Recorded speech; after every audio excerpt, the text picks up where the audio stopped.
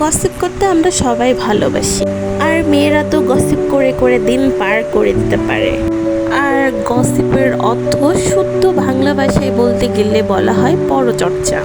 গসিপও ভেবে চিন্তে করতে হয়। গসিপ আর সমালোচনা একই না, পরচর্চা সমালোচনা এগুলো কিন্তু একই জিনিস না ভাই।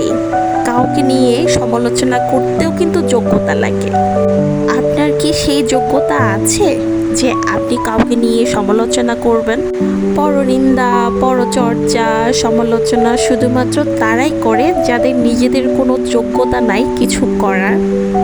তাই সবসময় তারা অন্যকে নিয়ে ব্যস্ত থাকে, অন্যকে নিয়ে গসিপ করে, উপস, পরচর্চা, পরনিন্দা, সমালোচনা এসব করে ওদের দিন পার করে। কারণ কি? কারণ ওই যে ওরা ফ্যামিলি থেকে দেখছে, পরিবার তা করে, ওরা কেন করবে না?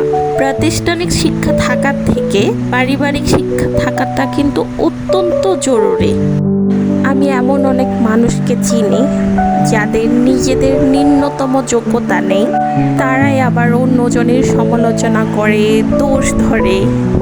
তারা তো নিজেরাই জানে না তাদেরকে নিয়ে কত মানুষ কত রকমের কথা বলে, আবার তারা আবার অন্যজনকে নিয়ে কথা বলতে আসছে। হায় রে মানুষ!